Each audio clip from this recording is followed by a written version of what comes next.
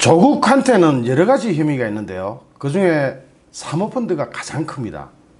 여기는 불특정 다수의 수많은 피해자가 있고, 또 중국 자금에 대한 의혹도 있고, 또 국가 권력과 결탁한 혐의가 있고, 사모펀드에 대해서는 이건 파고 들어가면 파고 들어갈수록 재미있다고 해야 되나, 이건 심각하다고 해야 되나, 어떻게 보면 섬뜩한 그런 결론이랍니다. 그렇다면 이 사모펀드를 제대로 이해하고 이걸 우리가 다 알아야 되는데, 이게 조금 복잡하게 꼬여 있어 가지고 제대로 설명해 주시는 분들이 많지 않은 것 같습니다. 물론 공중파나 언론, 신문 이런 데서도 단편적으로 다뤄 가지고 이걸 이해하기가 힘듭니다. 더군다나 쉽게 설명해 주고 아주 누구나 알아들을 수 있도록 쉽게 설명해 주는 데는 참 드뭅니다. 그런데 어쨌든 사모펀드가 어떻게 됐건 간에 오늘은 일요일인데도 불구하고 사모펀드 관계자들이 검찰에 주르륵 불려가고 있습니다. 즉, 검찰이 사모펀드에 대해서 집중적으로 파고 있고, 이건 무엇을 의미하느냐면은 바로 조국에 대해서 조국 턱 밑에까지 칼끝을 들이대고 있는 겁니다.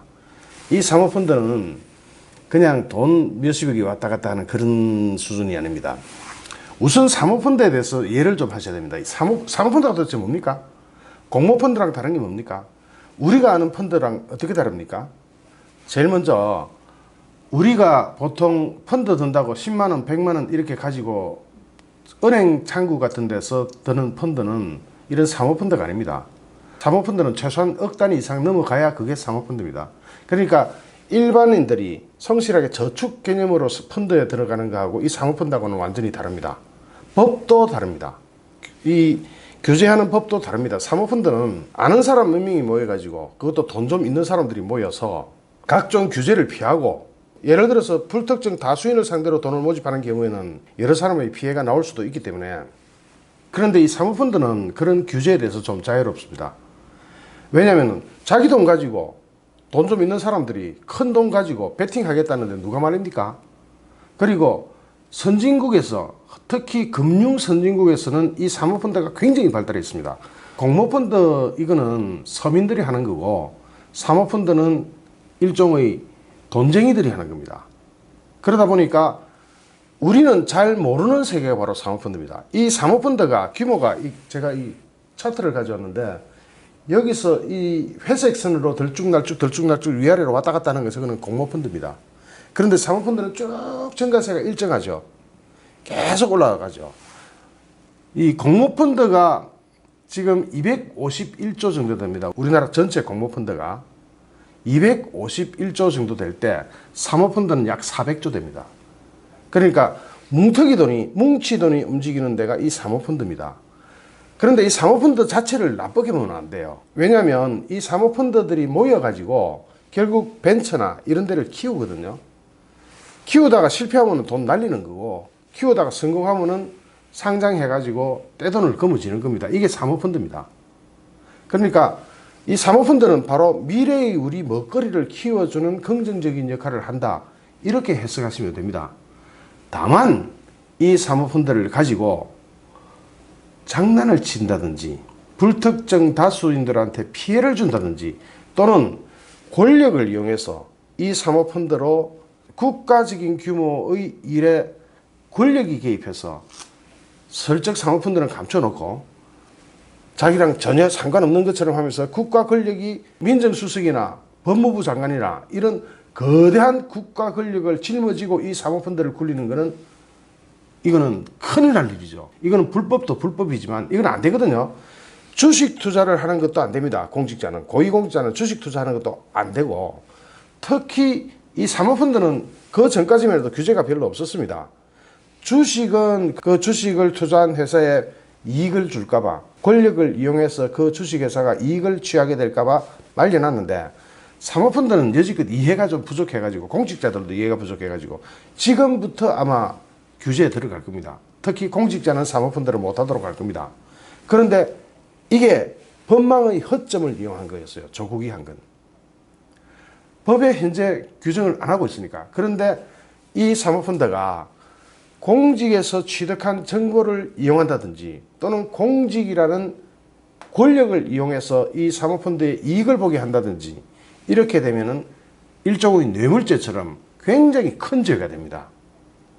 여기에 증거가 딱 잡히면은 만약에 확실해지면 조국은 인생 정말로 정치는 수준까지 갑니다. 조국이 특히 블라인드 펀드라서 모른다. 이 블라인드가 뭐냐면은 눈, 먼 이런 거거든요. 눈이 멀었다, 장님이다 이런 뜻인데 사모펀드가 제일 처음 만들어질 때는 어느 사모펀드나 다 블라인드 펀드입니다. 만들어질 때는 예를 들어서 제가 사모펀드를 합시다 하고 저희 구독자들한테 1억씩 해가지고 법에서 규정한 게 49명이니까 49억을 모았다고 칩시다. 이제는 100명까지 된다고 하니까 100억을 모았다고 칩시다. 그러면 제일 처음 제가 이야기할 때 이건 어디에 투자할 겁니다를 미리 말해줄 수가 없죠. 제 실력 보고 투자해라 이겁니다. 제가 이 펀드를 성실하게 굴리고 잘 굴려서 이익을 돌려줄 테니까 저를 믿고 투자하십시오. 이게 사모펀드예요. 처음 이게 결성될 때는 당연히 블라인드입니다. 아무도 알 수 없어요. 어디 투자하는지 깜깜이에요. 그런데 투자가 딱 시작되고 나면은 여러분들이 저한테 어디 투자했니? 하고 안 물어보실 겁니까? 물어보실 거죠. 투자가 일단 딱 개시되면은 분기별로 한 번씩 어디 투자했고 수익은 얼마가 났고 이런 걸 알려주도록 되어 있어요. 특히 이것이 정관에 표시되어 있을 때는 반드시 알려줘야 됩니다. 조국한테도 분명히 알려줬을 것이고, 자, 여기까지는 조국이 블라인드 펀드라서 모른다.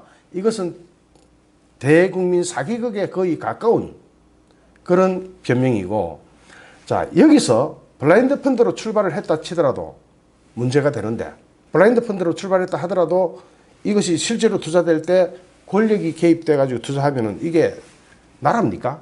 그거는 있을 수가 없죠. 권력이 개입돼서 투자가 됐다면 그것 자체도 문제지만 처음 만들어질 때부터 권력을 개입해서 돈을 벌어보겠다고 했다면 어떻게 되겠습니까? 큰일 나죠. 이거는 상당히 오랜 기간 감옥 구경을 해야 되는 그런 행위입니다. 그러면은 블라인드 펀드라고 하는 거는 실력 있는 어떤 사람한테 블라인드 시킨다 칩시다. 눈 감고 투자하겠다. 그래 당신 믿고 1억은 질러볼게. 그런데 만약에 그 투자 주체가 자기 가족이라면 어쩌됩니까? 자기 가족이라면 골 때리는 거죠. 바로 자기 가족 아닙니까? 가족이다 보니까 어디다 투자해라, 어디를 누구를 찾아가라 이런 게 바로바로 실시간으로 통화가 이루어질 거 아닙니까? 바로바로 의사소통이 되겠죠. 여기에서 조범동이라는 오촌 조카가 이 펀드의 사주라면, 주인이라면, 실질적인 주인이라면 조국은 어찌 됩니까? 자기 가족이 실질적인 펀드 주인일 때 조국과의 관계가 골 때리는, 골 꽂잡는 형식으로 가는 거죠. 이거는 완전히 국가를 상대로 한탕 크게 치겠다는 이야기 아닙니까? 지 오촌 조카 앉혀놓고. 그럼 자기가 다 하는 거죠. 오촌 조카니까. 여기에서 오촌 조카가 실소유주였다? 아니다. 이거 가지고 다투는 거예요. 이제 이해가 좀 되실 겁니다. 조범동이가 오촌 조카인데 이것이 펀드의 실소유주였다 하면은 조국은 골로 가는 것이고, 조범동이가 오촌 조카지만 실소유주는 아니었다 하면 살 수 있는데 실소유주였단 말이죠. 6천억 중국 자금 들어올 때 조범동이가 총괄대표로 나가서 행사도 하고 그 이후에도 계속 총괄대표라는 명함을 뿌리면서 우리 오촌 아제비가 조국이다 하고 입으로 떠들고 다녀버렸잖아요. 권력을 바로 팔았잖아요. 이랬는데도 조국은 계속 오촌 조카지만 1년에 한 번 제사 때나 본다. 이런 헛소리를 하고 있습니다. 왜냐하면 왜 이게 헛소리냐면은 조범동이가 실제로 조국의 처하고 돈 거래가 수시로 있었어요. 그러면 이게 제사 때 1년에 한 번 보는 그런 사이입니까? 아니죠. 여기서 블라인드 펀드도 아니고, 실제로는 모집할 때는 블라인드 펀드지만 실제로는 아니고, 두 번째는 자기 자신이 실소유주, 조범동이라는 오촌 조카를 이용해서 실소유주라는 것이 드러나면 어떻게 됩니까? 지금 현재까지 조국은 굉장히 차가운 아버지입니다. 딸 일은 딸이 책임지라는 식으로 밀어버리고, 부인 일은 마누라니까 마누라 네가 책임지라는 식으로 밀어버리고, 나는 아무 관련 없음 이렇게 나갔잖아요. 이거 완전 철면피 같은 아버지 아닙니까? 어느 가장이 그런데요? 처자식은 보호하고 그다음에 내가 책임지게 하고 나가는 게 가장 아닙니까? 설사 사람이 살다 보면 잘못하는 수도 있습니다. 그럴 때 우리 처자식은 상관없어, 내가 책임지게 하고 들어가야 되는 게 그게 아버지가 하는 일이죠. 또 남편이 하는 일이고, 그게 남자 아닙니까? 그런데 조국은 지금 하는 행태를 보면 다 마누라한테 미루고 딸한테 밀어버려요. 이것만 해도 차가운데, 지 살기 위해서 차가운데, 이 펀드, 즉 사모펀드에 대해서는 그렇게 할 수가 없어요. 왜냐면 검찰이 지금 어디를 뒤지고 있냐면 조국이 관련돼 있던 사모펀드 전부 다 뒤지고 있습니다. 싹 다 뒤져가지고 지금 증인들을 소환하고 있거든요. 오늘 일요일인데도 마구잡이로 소환돼 가고 있습니다. 사모펀드 관련자들이 오늘 집중적으로 소환돼 갔거든요. 더군다나 조국은 마치 사모펀드를 모르는 것처럼 자신은 사모펀드에 대해서 전혀 모르는 것처럼 연극을 합니다. 사모펀드는 이번에 처음 공부했다. 이거 있을 수 없는 이야기거든요. 왜냐? 론스타 아시죠? 우리나라를 휘저었던, IMF 때 우리나라를 휘저었던 그 론스타가 바로 사모펀드입니다. 이 론스타에 대항했던 그 조직들, 론스타랑 싸워보자 했던 조직들의 일원이 바로 조국입니다. 사모펀드에 대해서 누구보다 우리나라의 사모펀드가 제대로 생기기도 전에 이미 사모펀드에 대해서 도사가 되어 있던 사람입니다. 그런데 사모펀드를 처음 공부했다면 그 당시 론스타는 그럼 뭡니까? 론스타 때 성명서에 이름을 올리고 론스타가 인수했다가 먹튀한 외환은행의 주식 갖기 운동에도 동참하는 것 막 이렇게 저렇게 하면서 우리나라의 사모펀드라는 게 제대로 알려지기도 전에 사모펀드에 대해서 활동을 했던 사람입니다. 이런 사람이 사모펀드를 모른다. 이번에 처음 공부했다. 조국의 이야기가 참 기가 막힙니다. 저는 물론 쳐도 사모펀드 구성이든 운영이든 그 과정을 알 수가 없었고 따라서 관여하지도 않았다. 이건 이성적으로 납득할 수가 없는 변명입니다. 제가 조국의 사모펀드에 대해서 다른 부분에 대해서는 많이 설명했으니까 지금 현재 어떤 눈알 튀어나오는 충격적인 상황이 벌어지고 있는지를 먼저 한번 살펴보겠습니다. 물론 다른 것도 살펴보겠습니다. 우선 콜링크 프라이빗 에쿼티라는 데가 제가 여러 번 설명했죠. 이 콜링크 프라이빗 에쿼티 할 때 프라이빗이 사적인 이런 뜻 아닙니까? 에쿼티 즉 자산, 사적인 펀드, 사모펀드가 프라이빗 에쿼티입니다. 별게 아닙니다. 그러니까 콜링크 사모펀드예요. 그냥 한국말로 하면 콜링크 사모펀드. 사모펀드 뗍시다. 콜링크라고 합시다. 그래야 좀 쉬우니까. 콜링크 여기의 실소유주가 누구냐? 요 명함 보십시오. 콜링크 프라이빗 에쿼티 총괄대표 조똥똥 해놨죠. 저기 똥똥 적은 지었는데 저기 조범동이거든요. 총괄대표 명함을 제가 딱 갖다 놔버렸거든요. 자 보십시다. 저기서 저 명함을 뿌리면서 왜 그런데 이 사람이 등록을 다른 사람을 시켰느냐? 왜 다른 사람을 대표이사로 앉혔느냐 하면은 이 사람이 신용불량자예요. 그러다 보니까 대표이사로 앉을 수가 없어요. 대표이사로 활동할 수가 없다 보니까 바지 사장이 필요했죠. 그 사람이 이상훈 씨입니다. 이상훈 씨는 보험하던 사람이에요. 보험하던 사람이 이런 전문적인 자본 거래를 한다? 납득이 안 되죠. 그래서 조범동 씨가 해로 튀고 이상훈 대표도 튀고 WFM의 최대주주 우모 씨도 튀어버렸는데 여기서 이상훈 대표는 스스로 또 귀국을 했어요. 왜냐? 왜 귀국했는지 아십니까? 왜 귀국했는지 한번 생각해 봅시다. 어차피 이상훈 대표는 바지 사정이기 때문에 죄가 별로 없을 것이라고 자신이 생각하고 들어온 겁니다. 그래서 검찰에서 지금 이틀째, 사흘째 수사를 계속 받고 있죠. 이 이상훈 씨가 아는 한도 내에서는 검찰에서 다 캐낼 겁니다. 그래서 이상훈 씨 새로운 증언 나오면 바로 압수수색하고 새로운 증언 또 나오면 압수수색하고 이런 식으로 지금 압수수색이 계속되고 있단 말입니다. 그러면은 이상훈 대표가 귀국됐을 때 제일 먼저 간 떨어진 사람이 누구겠습니까? 조국일 겁니다. 와 이거 큰일 났다. 간이 철렁했겠죠. 이상훈 씨가 귀국해버렸으니까. 그런데 이상훈 씨는 어디까지나 바지라고 합시다. 바지 사장이라고 봅시다. 그러면은 해외에 도피하고 있는 조범동 씨는 진짜 사장인데 진짜 실소유주나 마찬가지인데 이 사람 귀국할까요? 안 할 겁니다. 이 사람들 출국하기 전에 바로 그날 돈을 28억인가 20몇 억을 들고 튀어버렸어요. 이 털고 튄 돈은 누구 겁니까? 그거 우리 국민들 돈입니다. 제가 좀 이따 설명할 거예요. 그 다음에 WFM의 최대주주 우모 씨도 같이 튀어버렸는데 이 두 사람이 짜고 돈을 현찰을 들고 튄 것 같은 정황을 제가 좀 이따 설명드리겠습니다. 자 여기서 보면은 복잡하게 생각하지 마십시오. 복잡하게 생각하면 굉장히 어려워요.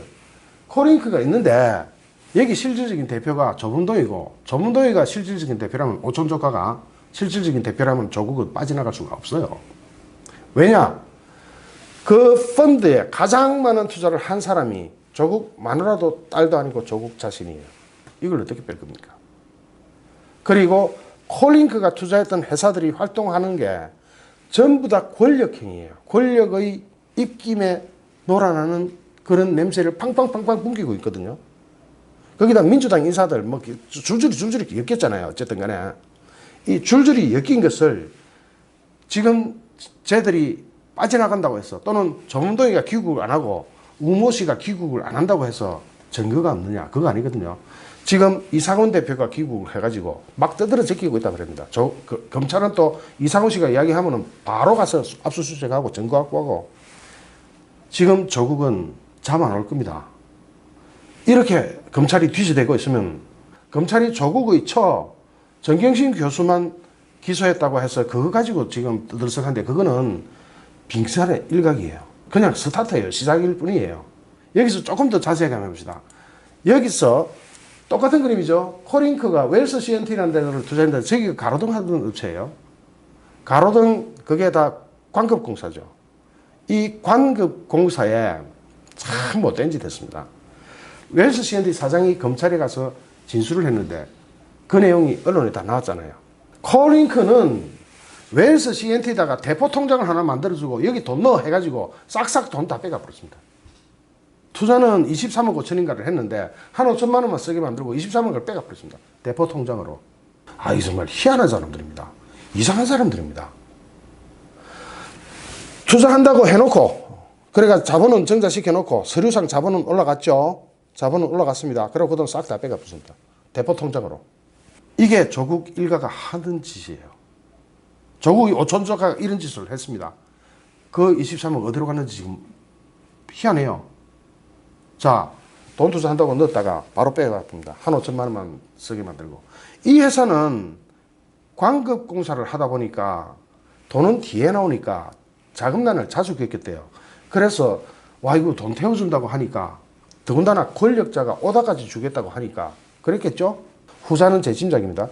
그러니까 이거 당장 투자를 받죠. 광급공사 하다 보니까 돈이 모자라는데 그런데 자재공급비 마련을 위해서 사채를 쓰다가 사채까지 쓰다가 조국의 오촌조카 조범동씨 제안받고 투자 형식으로 돈이 들어갔고 대포통장을 만들어줬답니다. 이 대포통장은 조범동이가 갖고 있었나 봐요. 이 조범동이가 이 대포통장을 위해서 돈을 23억 5천 중에서 23억 빼가 버리면 이게 날강도지 뭡니까? 완전히 이런 날강도 같은 짓을 했어요. 그 23억이 다른 데로 어디로 흘러갔는지는 검찰이 추적하고 있고 저도 알고 있습니다. 그런데 이것보다 더 큰 게 있으니까 그거부터 이야기합시다. 자, 여기서 WFM이 콜링크 프라이빗 에쿼티 이상훈 씨, 아까 바지 사장 하죠. 바지 사장이 요 WFM 여기 요 회사도 겸직을 하고 있었습니다. 이 회사는 원래 학습지 만들던 그런 회사였어요. 그런데 졸지에 배터리 하겠다고 이름까지 바꿔가지고 이제 WFM을 만들었습니다. 만들어가지고 수사가 시작되기 시작할 쯤 그게 8월 20일 정도 돼가지고 콜링크 프라이빗 에쿼티가 투자했던 만큼 지분을 상상인 플러스 저축은행이라는 데 가서 주식을 담보로 맡기고 27억 원을 대출받아 버립니다. 약 27억 원입니다. 이 27억 원을 가지고 같은 날짜에 해외로 튀어버렸습니다. 같은 날짜에. 그러니까 상상인 플러스에서는 얘가 튀었다고 소문나니까 주가가 확 내려갈 거 아닙니까? 더 떨어지기 전에 담보로 잡은 주식을 장내 매도권이라는 게 이거 팔 수가 있어요. 왜냐하면 어느 주식이 위험할 때 담보로 잡은 주식은 그렇거든요. 주식 가치가 떨어지겠다 싶을 때는 팔 수가 있는 권리가 있습니다. 그 계약하기 나름이지만 대부분 계약을 그래 합니다. 장내 매도라는 게 뭡니까? 주식시장에서 팔아버리는 거죠. 주식시장 장내에서 매도를 해버렸습니다. 왜냐? 이 사람들이 튀어버렸는데 이거 안 팔면 되겠습니까? 가지고 있으면 종이 쪼그라게 될지 모르는데 휴지가 될지 모르는데 그래서 장내 확 팔아버리니까 주가가 어떻게 되겠습니까? 내리 꼬라박죠. 무려 몇 주입니까? 63만 5천 주를 내리 팔아버리니까 이거 미치게 놀라다니까 63만 5천 주가 하루 이틀 사이에 다 나버린다고 생각 한번 해보십시오. 그러면 주가가 버텨내겠는가? 그렇지 않아도 이 WFM 최대 주자고 조범동이하고 이상훈이 튀었다 하는 소문은 이미 언론에 쫙 나갔는데 조국이 지금 임명되느냐 안 임명되느냐에 따라서 이 회사 주가는 파도처럼 출렁일 텐데 임명되면 또 주가가 올라갈지도 모르죠. 그렇지만 이런 주식은 손대는 거 아닙니다. 거지됩니다. 깡통짜입니다. 자, 어쨌든 장래에 63만 5천 주라는 거대한 수량을 내리 팔아버리니까 주가가 급락하면서 개미들이 곡소리가 난 겁니다. 개미 투자자들이. 이렇게 불특정 다수인의 주식을 반토막 나게 만들어버리면 조국 한 사람으로 인해서 또는 조국, 조범동 이렇게 연결되는 라인들로 인해서 얼마나 많은 사람이 피해를 봐야 됩니까? 이건 주가 조작해가 튀겨 먹으려고 하다가 이런 사태가 벌어지니까 당장 이런 일이 벌어져요. 자, 주가를 한번 보겠습니다. 차트를 갖다 놓고 봅시다. 요 날짜 거래량 한번 보십시오. 그 전까지 거래량이 요만했죠. 1배, 2배, 3배, 4배, 5배, 6배, 7배, 8배, 9배 약 10배 정도의 물량이 쾅 하고 시장에 쏟아져서 버렸습니다. 그러니까 당일날 주가가 바로 내리꽂아 버리죠. 그 이유는 주가가 등락을 거듭하고 있는데 여기다가 이 공시를 사유 발생일은 8월 20일인데 공시일은 9월 5일날 공시를 늦게 해가지고 불성실 공시 법인 지정 예고가 떴습니다. 공시가 불성실하다면 그 회사가 제대로 된 회사입니까? 공시를 불성실하게 한다면. 자, 어쨌든 우리가 주식 투자하려고 이거 하는 거 아니니까 이렇게 일반 주주들, 일반 주식 투자자들을 거지로 만들어버리는 이런 행태를 했습니다. 한 거나 마찬가지죠. 지금 검찰은 해외 도피 중인 조범동 씨 그리고 WFM 최대 주주 우 씨, 우모 씨 이런 사람들이 강제 소환 카드를 만지작거리고 있다고 언론에서 나오고 있습니다. 강제로 잡아오겠다. 외국에 있는 걸. 지금 필리핀에 있잖아요. 좀 이따가 베트남으로 간다는 이야기도 들리던데 필리핀에 있는 것 정도로 안단 말이죠. 그런데 필리핀이 범인 잡아오기에 제일 어렵다고 합니다. 차라리 유럽 국가나 이런 데는 좀 쉬운데 필리핀이 저게 좀 복잡한 완전히 범인 도피처랍니다. 그래서 좀 범인들을 잡아오기가 좀 힘들다고 하지만 어쨌든 강제 소환, 즉 외국의 검찰청 직원들이 출장을 가서 잡아오든지 아니면 거기 인터폴하고 연결해서 잡든지 어떻게 하든 잡아오겠다 하는 그 카드를 만지작거리고 있습니다. 왜냐하면 이 사람들이 돈을 들고 튄 걸로 지금 정황상 그렇잖아요. 무려 20매덕을 들고 튀었으니까 한 10년은 해외에서 떵떵거리고 살겠네요. 필리핀은 환율 가치가 뭐 한 20년, 30년도 떵떵거리고 살겠네요. 그런 상황에서 이 사람들을 잡아오면 일단 돈도 보존하고 그 다음에 이 사람들을 사법 처리에 들어가게 되면 본격적으로 이 사람들 입에서 또 정은이 나오겠죠. 검찰은 이 사람들이 증거인멸, 지금 조범동 씨하고 조국의 부인 정경심 씨하고 정경심 교수하고 국제통화를 하고 있는 정황이 이미 포착됐잖아요. 더군다나 이상훈 대표하고도 국제통화 온 것이 포착됐잖아요. 이상훈 씨가 마음이 변할까봐. 이상훈 씨가 마음이 변해서 마구잡이로 진술을 할까봐. 겁이나죠. 그러니까 국제통화로 지금 해외에서 증거인멸을 하고 있거든요. 그러니까 증거인멸을 하고 있는 사람 잡아야 되거든요. 그리고 이상훈 씨를 회유하려고 하는 정황도 포착했단 말입니다. 그렇게 되면 이제 인터폴을 동원해서 신병을 확보하는 방안을 강구하고 있습니다. 그래서 관련자들은 필리핀을 떠나서 베트남으로 튀려고 하거든요. 베트남도 또 범인 잡아오기가 쉽지 않은 그런 뭐 범죄도 비처 전국이라는 그런 이야기가 들립니다. 그러니까 이 사람들이 어디로 갔다 튀든 간에 잡아오겠다 하는 원칙이 검찰에서 쓴 것 같습니다. 여기에 대해서 조국이 해명하는 것은 조금이라도 이런 부분을 알고 있는 사람이나 안 그러면 전문가들은 전부 거짓말이라고 합니다. 각종 언론에서 아마 보셨을 거예요. 조국의 오촌조카 조범동이가 사모펀드 실소유주냐 아니냐. 조국은 거기에 대해서 이렇게 답변합니다. 실소유주에 대한 이야기는 피하면서 펀드의 성격이나 투자처에 대해서 전혀 몰랐다. 블라인드 펀드였다. 그래서 난 모르는 게 당연하다. 이거요. 그 회사의 정관에도 나옵니다. 분기별로 알려주고 거기에 대해서 모든 것을 다 설명해 주는 것으로 정관에도 나와 있습니다.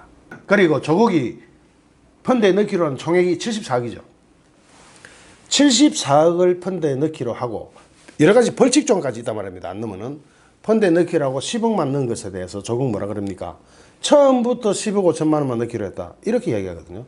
그러면은 이 펀드에 대해서 사기예요. 왜냐? 이면 거래가 있었다면 불법이에요. 이게 펀드는 이면 거래를 하면 안 됩니다. 당당하게 다 드러내놓고 거래하도록 이것이 법에 정해져 있습니다. 이면 거래를 하면 바로 그게 불법이 되버립니다. 그리고 이 사모펀드가 아들, 딸 편법 정리 의혹이 있다. 이거는 제가 저번 영상에서 자세하게 설명드렸으니까 요지만 읽겠습니다. 세법상 허용되는 한에서만 정리를 한 것으로 합법이다. 아니거든요. 이미 조국은 10년 동안 자식한테 정리할 수 있는 한도액 5천만 원을 훨씬 넘었단 말입니다. 그렇기 때문에 이것은 말이 안 되는 답이죠. 펀드가 투자한 회사가 관급공사만 주로 했다. 100% 다 했다. 그리고 그 매출이 펄쩍됐다. 이익도 펄쩍됐다. 여기에 대해서 조국은 이렇게 이야기합니다. 펀드 자체를 몰랐기 때문에 어디다 투자하는지 몰랐기 때문에 나와는 무관한 일이다. 이렇게 대답합니다. 이거는 조범동의를 잡아야 됩니다. 이 조범동의를 잡아와가지고 조범동의한테 증거를 딱딱 들이대면서 물어보면 조범동의도 빠져나갈 구석은 없어질 거거든요. 만약에 조범동의가 진술을 거부한다면 조범동의 형이 더 커지기 때문에 조범동은 그것도 선택하기가 어려운 상황이 됩니다. 그리고 우회상장을 해가지고 큰 이익을 보겠다. 이 펀드에 이게 다 나와 있습니다. 자기네들끼리 투자 계획서 만들 때 이미 다 나와 있는 상황이에요. 그런데 조국은 또 그렇게 이야기합니다. 펀드가 어떻게 운용되는지 모른다. 계속 모른답니다. 왜 그럴까요? 여기서 안다 그러면 골 때리는 거죠. 바로 수갑 차야 될 판이니까. 이 펀드가 지금 얼마나 큰 피해를 입혔는지 아까 대충 한 부분만 보셨죠. 그 주식 갖고 있던 사람 지금 반토막 났거든요. 조금 이따 휴지 될지 모른단 말입니다. 그런 피해를 보여놓고 계속 모른다만 하면 됩니까? 이 펀드로 인해서 지금 현재 정권 차원의 문제가 될지도 모르는데, 요거 뒤에 나옵니다. 정권 차원의 문제가 될지도 모르는데 어떻게 감히 그런 소리를 합니까? 참으로 후한무치하다고 봐야 되죠. 이 중국 돈 6천억 원에 대해서 제가 미국의 전 조 바이든 부통령의 사례를 들어가지고 설명한 게 있습니다. 그게 별도의 영상으로 중국 돈 6천억 원의 비밀이라는 영상으로 만들어 올려놨으니까 그거 꼭 좀 봐주십시오. 그러면 이해가 빠르실 겁니다. 그럼 보셔야 됩니다. 왜냐면은 중국 돈 6천억 원이라는 게 우리나라 풀렸다. 끔찍하죠. 끔찍합니다. 코링크 프라이빗 에쿼티가 어떤 기획을 하고 있었느냐면은 코스닥 상장사 한 곳을 200억, 비상장사인 현대기아 1차 밴드를 1000억에 일수하고 두 회사를 엮어서 우회 상장을 해서 튀겨 먹자. 이것이 불법, 이것 자체가 불법은 아닙니다. 튀겨 먹자까지는 불법은 아니에요. 그럴 수도 있죠. 자본 투자라는 게 그런 거니까. 그런데 전혀 사실이 아닌 거짓말을 가지고 튀긴다면 어떻게 될까요? 그건 바로 주식 사기가 돼버리죠. 증권 사기가 돼버립니다. 그런 것을 기획을 했단 말이죠. 그리고 여기에 대해서는 제가 별도의 영상을 자세하게 만들어 올려놨으니까 그걸 꼭 좀 봐주십시오. 그래야 좀 더 자세하고 정확한 내막을 알 수가 있습니다. 500원짜리 전환사채를 발행하면서 40배 뻥튀기를 하고 2만원짜리 전환사채를 발행하고 80배, 100배로 튀기다가 현재 진행형으로 튀기다가 이 사건이 터져버린 겁니다. 만약에 조국이 법무부 장관으로 내정되면서 검증에 들어가지 않았다면 엄청난 피해자가 발생했을 겁니다. 그런데 그것은 이미 시작을 했다면 미수범이 아니에요. 현재 진행형으로 진행되는 범죄가 되어버립니다. 그래서 지금도 늦지는 않았습니다. 그리고 제가 올렸던 조국 사모펀드, 조국은 깃털이고 몸통은 따로 있었다. 이 몸통이 누구겠습니까? 이 영상을 제가 지금 뒤에 붙이겠습니다. 꼭 끝까지 보아주시기 부탁드립니다. 사람이 아무리 간이 커도 겁을 낼 때가 있습니다. 그런데 겁대가리 없이 밀어붙일 때는 대부분 누군가 뒤를 봐주고 있을 때 그게 가능합니다. 그럴 때는 겁대가리가 안 나요. 겁대가리를 상실하게 되는데 조국의 사모펀드가 이거 파고 들어가면 파고 들어갈수록 이거 역시 수박보다 더 큰 양파입니다. 양파는 양파인데 수박보다 더 큰 과일이 뭐죠?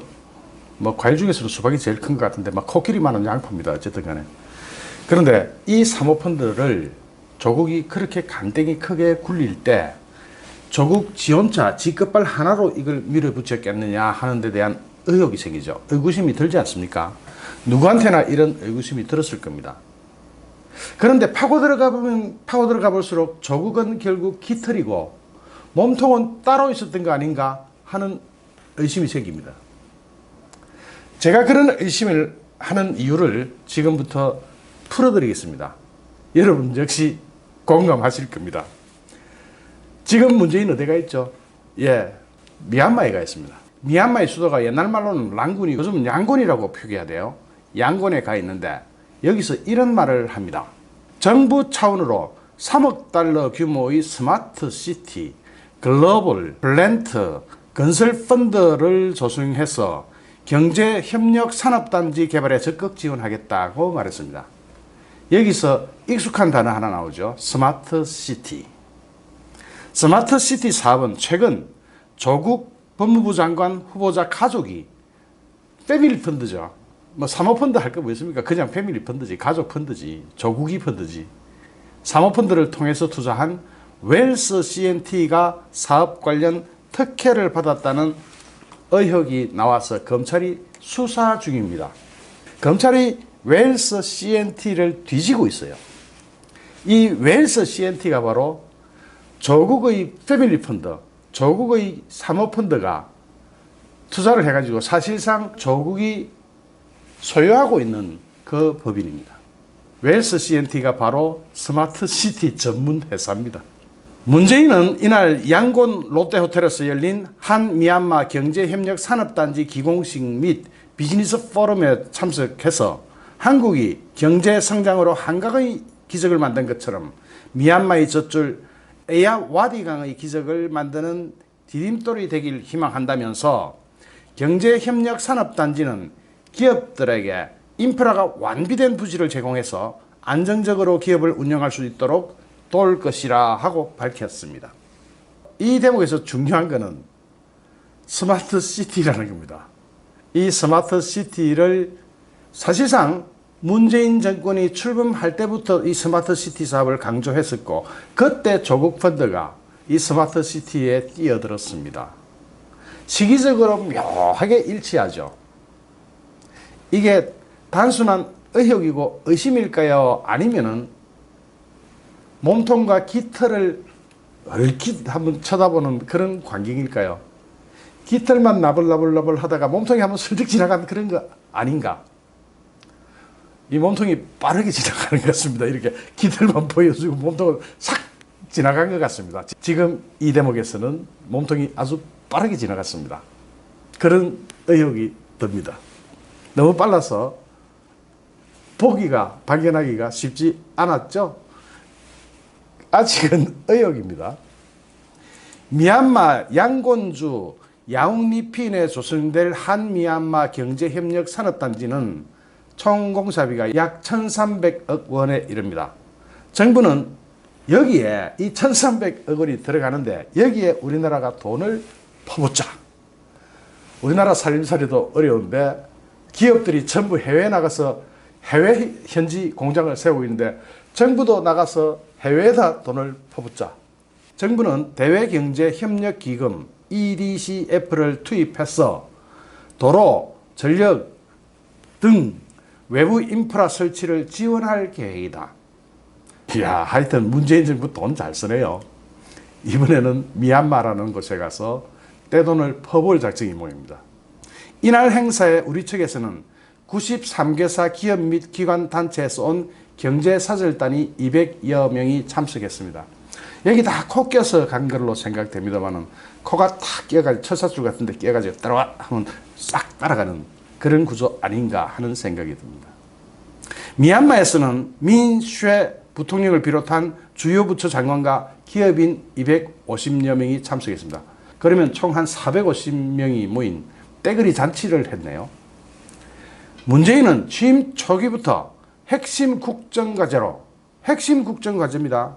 스마트 시티 사업을 선정한 바 있고 임기 중반인 현재는 이 사업 확대를 주목적으로 한 순방길에서 삼성, 현대, SK 등 기업인들이 따라가서 역대급 투자 약속이 이루어진 것입니다. 투자해 하면 예썰 안 할 방법이 있습니까? 이 정부가 기업인들한테 얼마나 염라대왕 같은 정부입니까? 아주 치가 틀리는 정부 아닙니까? 웬만하면 잡아넣어 버린다. 안 할 재간 없죠. 일단 약속이라도 해야 될 겁니다. 이 스마트시티 사업, 이거는 무서운 사업입니다. 제가 이 부분에 대해서 따로 이거 설명하자면 이것도 한 몇십 분 걸려요. 왜냐하면 스마트시티 사업에 중국 기술이 들어가면, 중국의 안면 인식 프로그램과 기타 등등 몇 개만 들어가면, 인공지능이 들어가면 사람을, 우리를 실시간으로 감시하고 실시간으로 통계를 내가지고 조지 오웰의 1984년이라는 소설에서 말하는 빅브라더 사회를 만들 수가 있습니다. 중국은 이걸 현실화시켰습니다. 실제로 하고 있습니다. 홍콩에서는 심지어는 가로등, 홍콩 시민들이 가로등을 마치 차우스에서 그 동상 끌어내리듯이 무너뜨립니다. 왜 이 가로등이 홍콩인들의 공포의 대상이 되었을까요? 이런 게 스마트시티 사업에 들어가 있을 수 있습니다. 더군다나 조국이 투자한 조국 펀드가 가로등 전멸기 사업에 투자한 건 다 아시죠? 점점 더 조국의 생각 그 자체가 무서워지고 그 뒤에 있을지 모르는 몸통의 생각도 두렵기 짝이 없습니다. 문재인은 지난 2일, 8월 2일입니다. 태국에서도 정상회담을 통해서 스마트시티 협력 양해각서 MOU를 체결했습니다. 이 MOU에는 스마트시티 공동협력위원회 신설, 정책 공유, 전문가 교류, 공동행사 개최 등의 내용이 담겨 있었다고 합니다. 이번 순방길에 동행한 김현미 국토교통부 장관이 추진하는 3기 신도시 개발의 기본 구상도 친환경 스마트시티입니다. 스마트시티에 대한 이야기가 점점 더 많아지고 있죠. 검찰은 지난달 27일 국토교통부 도시경제과를 압수수색해서 관련 자료를 확보했습니다. 자, 지금 김현미 국토교통부 장관은 스마트시티를 막 확대하려고 하는데 거기를 확 덮쳐가지고 자료를 싹 가져갔습니다. 검찰이. 부산시 에코델타시티와 세종시 스마트시티 등 지자체 사업 추진 과정에서도 웰스 CNT가 누구 거죠? 조국이 사적으로 소유하고 있는 거나 마찬가지인 기업입니다. 이 웰스 CNT가 특혜를 받은 정황을 검찰이 포착한 것으로 알려지고 있습니다. 검찰이 스마트시티 사업과 관련해서 조국이 소유하고 있는 웰스 CNT가 특혜를 받은 것으로 보고 수사를 하고 있고 압수수색을 해가지고 자료를 뭉텅 가져가 버렸습니다. 지금 스마트시티라고 하는 이 사업은 대부분 빈 땅에, 텅 비어 있는 땅에 교통, 에너지, 안전, 복지 등 여러 분야의 스마트 솔루션을 집적해서 시범도시를 만드는 사업입니다. 괜찮은 아이디어입니다. 괜찮은 아이디어예요. 그러나 이 괜찮은 아이디어에 중국의 무시무시한 인간 감시 프로그램이 들어간다든지 또는 이 괜찮은 사업에 도적 떼들이 달라붙어 가지고 뜯어먹을 생각만 하고 있다면, 마치 스마트시티 사업이 잘 익은 왕갈비처럼 생각하고 막 뜯어먹을 생각만 한다면 이게 되겠습니까? 그래서 검찰이 거기를 탁 덮쳐가지고 자료를 압수해 갔습니다. 조국의 부인과 아들, 딸, 그리고 처남 정모 씨와 두 아들, 이렇게 6명은 코링크 프라이빗 에쿼티가 운영한 펀드, 이 펀드 이름도 더럽게 복잡하게 여러 개를 만들어 놨습니다. 그때 이해하려면 좀 복잡해요. 그래서 제가 간단히 하겠습니다. 블루코어 밸류업 1호 여기에다 14억 투자했다는데 이거 그냥 조국이 그냥 돈 투자한 거라고 생각하면 됩니다.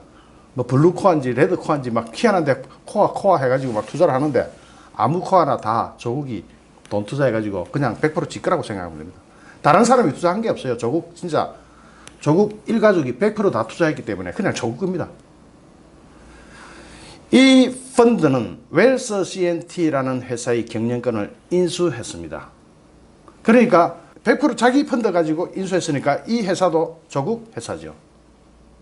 웰스 CNT를 인수했습니다. 이 웰스 CNT가 스마트 시티 사업에 군침을 잔뜩 흘리고 있는 그런 회사입니다. 웰스 CNT는 조국이 민정수석으로 근무하던 2017년 8월부터 올해 지난 7월 말까지 올해까지 계속 지자체와 공공기관 41곳에서 31억 9천만 원의 매출을 올렸습니다. 이거는 코끼리 코에 비스켓이겠죠. 코끼리는 이만따만한데 집채만한데 그 조그마한 비스켓 하나 좀 배가 부르겠습니까? 욕심이 코끼리인데 31억 이거는 껌값이었을 겁니다. 아직은 시작 단계라는 뜻이죠. 저는 그렇게 생각합니다. 이에 투자기업의 일감 수주에 조국의 영향력이 미친 것 아니겠냐는 의혹이 제기되고 있습니다. 조국의 영향력 없이 관급공사를 100% 관급공사 아닙니까? 100% 관급공사를 어떻게 저만큼 수주를 합니까? 조국의 영향력이 없었다면. 그런데 지금 밝혀지고 있는 것은 민주당 인사들 그리고 청와대 관계 인사들도 여기에 개입되어 있는 정황이 속속속속 포착되고 있습니다. 이 부분도 검찰이 자료를 확보한 것으로 알려지고 있는데 이때는 검찰의 태도가 아주 중요합니다. 아주 중요합니다.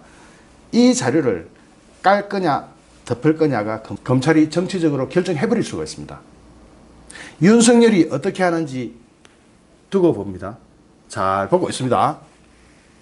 이에 투자기업의 일감 수주에 조국의 영향력이 미친 것 아니냐는 의혹이 나오고 있고 이것이 아마 곧 있을 청문회에서 다뤄질 겁니다. 미얀마 양곤에 세워지는 한국형 산업단지에는 물에너지 순환형 관리 시스템 등 한국의 스마트시티 기술을 적용할 예정이다. 단지 내 저류지 등에 태양광 시설을 설치하여 LED 가로등과 건물 등에 전력을 공급하고 이 LED 가로등이 중국에서 넘어온다면 그 부품이 중국에서 오는 것이라면 이 LED 가로등에 바로 칩이 숨겨져 있습니다. 중국의 안면 인식 프로그램과 AI 인공지능 프로그램이 숨겨져 있습니다. 그래서 홍콩 시민들은 그 가로등을 잡아 당겨가지고 줄로 걸어서 잡아 당겨가지고 무너뜨려 버렸습니다. 이가 갈리는 거죠. 감시당하는데 이가 갈리기 때문에 그 가로등을 줄로 당겨서 무너뜨려 버렸습니다. 홍콩에서는 그랬습니다. LED 가로등과 건물 등에 전력을 공급하고 건물 쿨링 등을 위해 빗물 등 물순환 기법을 적용할 예정이다. 웰스 CNT는 바로 이 가로등 무선 원격 제어 시스템 생산 업체입니다. 스마트 도로 조명 시스템 등 스마트 가로등과 관련된 기술을 보유한 것으로 알려지고 있습니다. 이것을 조국이 덜컥 먹어버렸습니다. 그러니까 조국이 웰스 CNT를 먹었으면 이 웰스 CNT 누구 겁니까? 조국 거라고 봐야 될 겁니다. 조국 식성 좋습니다. 그런데 이 조국의 식성에 더 식성이 좋은 코끼리같이 식성이 좋은 몸통이 뒤에 있다면 이해가 되시겠습니까? 저는 그 의혹을 강하게 가지고 있습니다. 이건 제 추론이지만 저는 확신하고 있는 사항입니다. 한편 이번 순방에 앞서 미얀마 진출 교두보를 확보한 서울교통공사와 조국 펀드의 연관성 여부도 관심사입니다. 서울교통공사에서 어떤 일을 했죠? 얼마 전에 서울교통공사에서 1,500억짜리 통신 시스템을 바로 조국 펀드와 같이 하려고 했잖아요. 그러다가 결국 KT가 더 기술력이 좋으니까 KT를 넘어갔는데 이게 무슨 너무 기술력이 있겠습니까? 조국이가 언제 이과 공부했습니까? 전자가 어떻게 움직이는지, LED가 뭔지, 뭐 통신이 뭔지, 5G가 뭔지 조국이 알겠습니까? 우리만큼도 모를 겁니다. 그런데 서울교통공사와 조국펀드는 이미 인연을 가지고 있습니다. 서울교통공사는 지난달 6일 양곤의 에코그린시티 프로젝트의 교통허브 사업을 진행하고 현지에서 철도 차량 제작도 지원한다고 밝혔습니다. 양곤 인근 5.88 스퀘어 킬로미터 부지에 4만 명이 거주할 수 있는 신도시 건설을 추진 중입니다. 서울교통공사는 이 사업 진출을 위해 미얀마 얼라이언스 스타스 그룹 ASG와 전략적 동반관계 구축을 위한 업무 협약을 체결했습니다.